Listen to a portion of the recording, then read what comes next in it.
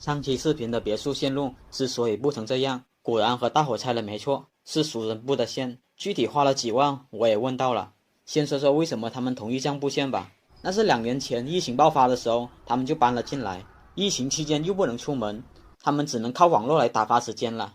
偏偏那边手机信号也是差得很，手机经常无信号，更别说用移动数据来刷视频了。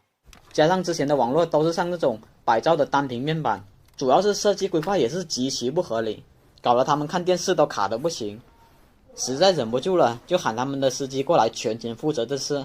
估计布线过程这么粗糙，他们也说过，但是相信大伙都经历过那段长时间的大门不出二门不迈的感受吧。为了网络流畅的体验感，只好同意这样布线了。抛开布线工艺不说，2万块钱上这些设备还算是可以的，毕竟人家也要赚钱吧。我也过来全面优化一遍。当时 WiFi 测速有300兆，300兆是什么概念？一般情况下超清视频只要10兆就可以观看了，所以300兆刷视频绰绰有余了。至于我优化完毕回去后，他们还是说网络卡，我再次过去也找到了原因，弄了半天他们说的所谓的网络卡原来是信号差，难怪把我都整懵了。我当初怎么测试都是正常的。他们反馈信号差的地方有地下室、1楼厨房、2楼2个房间。之前我没有测试信号的原因是觉得他们设备比较好，没必要去测。最主要的原因就是避嫌，毕竟在人家的房间乱走也不好。先说说地下室吧。地下室属于空旷场所，有2个吸顶 AP 覆盖着，按理说不会差啊。让我没想到的是，地下室还有个房间，一进去之后信号果然只剩下1格了，就仅仅隔了一堵墙，没想到信号衰减的这么严重，这是我没有想到的。然后来到1楼也是一样的情况， AP 在这里，厨房在里面，这也算是隔了一堵墙。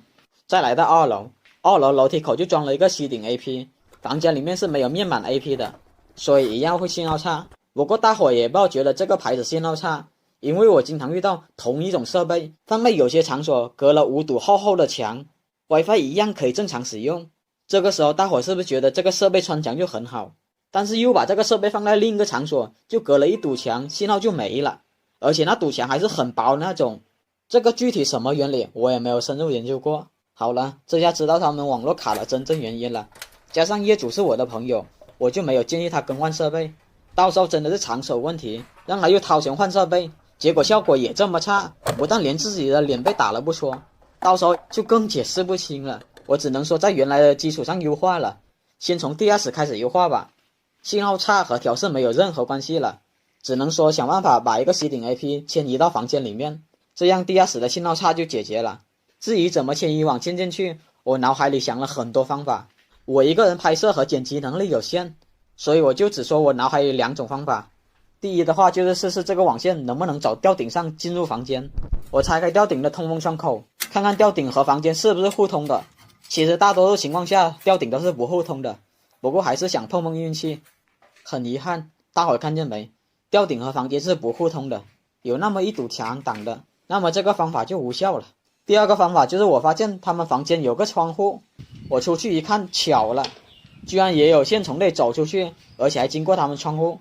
那么我就这么定了，和他们一样手线到他们的窗户，然后在窗户那边钻个孔，把线穿进去就成了。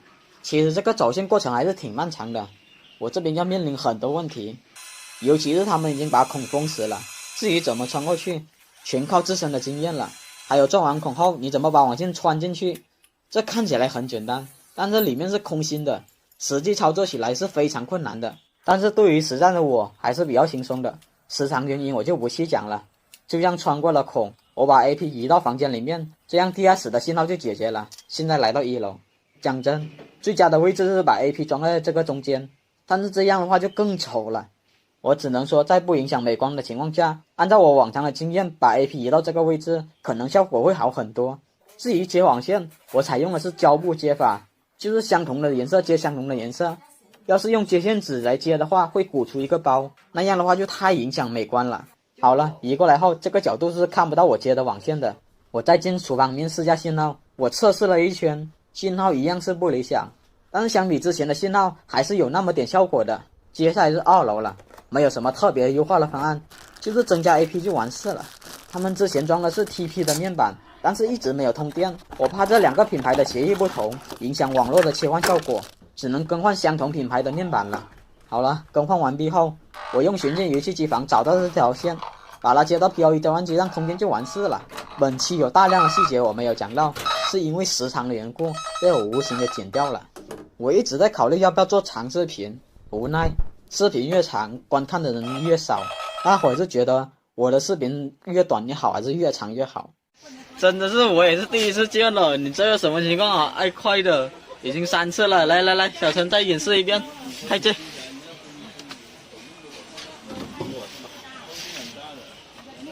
来看看什么情况啊？只要一登录在后台，电脑保证黑屏死机。3次了，全程没动过它，现在等它开机了。这种问题我还是第一次见呢。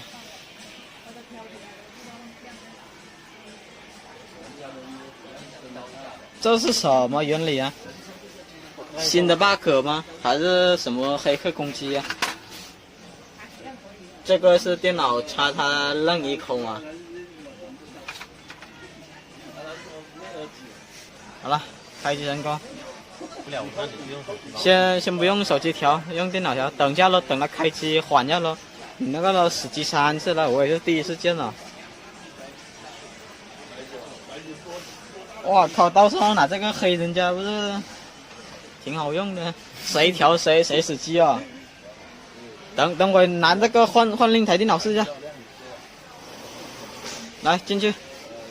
它卡住了，等一下。好。打开浏览器。这下面确实没人动啊。但是电脑死机，不是路由器死机。我知道，这路由器问题是你电脑问题啊。为什么偏偏登它这样啊？对啊，我之前调那么多的没。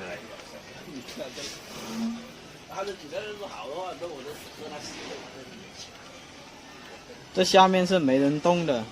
好。登录，一登录电脑直接就死机黑屏。登录。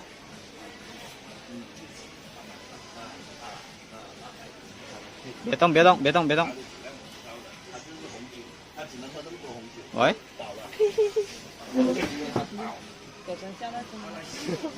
现在正常了不？正常了。我刚要拍个视频，你就正常了，这么不给面子啊？那没办法。前面3次没拍1次，这次就正常了。来弄给我看看。没有死机了。今天就教他弄那个什么鬼来的，属于多拨号模式的。我也找一下，我也给忘了。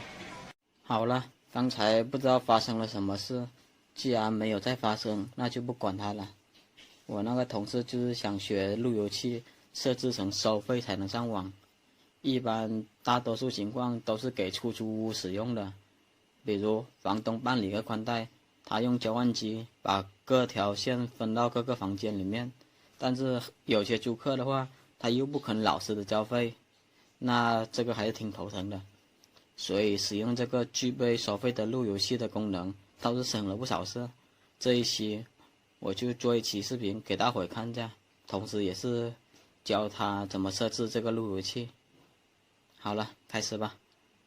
这个是爱快系统，其他很多牌子路由器都支持这功能，我就先用爱快系统来试一下。这边有个认证计费功能，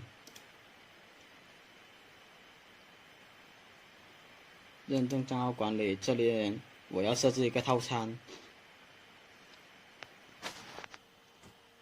我放大一点，添加一个套餐，套餐名称为租客吧。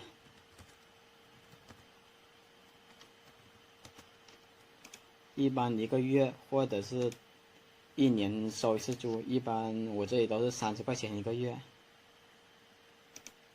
1个月，套餐是30块钱。宽带的话，根据你那边的情况来设置了。我们都是设置100兆宽带，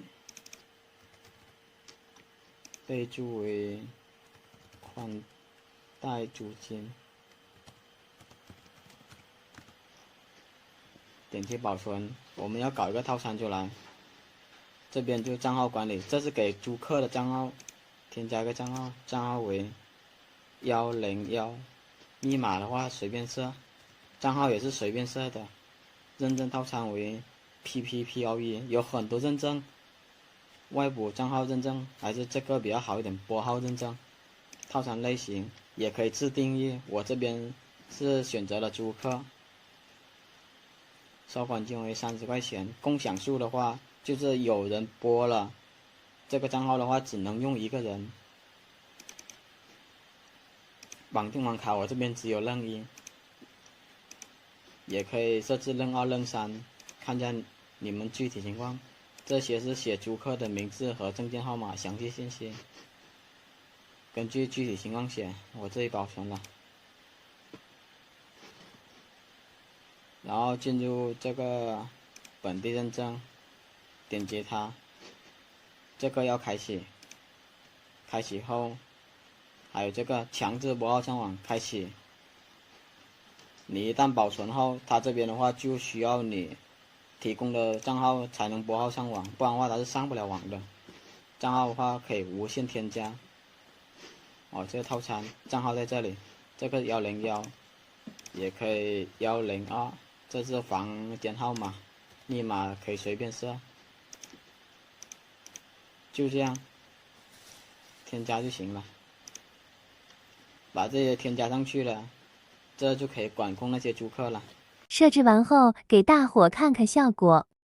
现在电脑就上不了网了，打开网络共享中心拨号，设置一台网，确定 PPoE 拨号，刚才是001账号，密码是这个，密码是我刚才设置的，点连接拨号，拨上去了，牛逼，胡总牛逼，不是可以了吗？干了没？可以上网了。我这边可以断开拨号嘛，断开拨号后我就上不去了。